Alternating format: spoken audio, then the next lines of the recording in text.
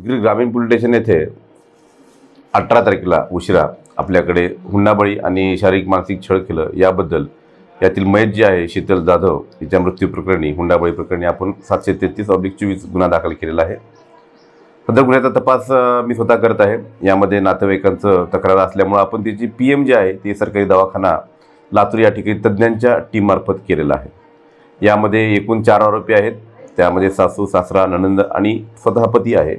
पतीला आम्ही त्याच दिवशी अटक करण्यात आलेली आहे। त्याचा 22 तारखेपर्यंत आम्हाला PCR भेटलेला आहे। या गुन्ह्यामध्ये इतर काही पुरावा आणि इतर जे काही मुलीने चिठ्ठी लिहून ठेवलेली आहे त्याचं विश्लेषण करून आम्ही आणखी तपास यामध्ये करत आहोत।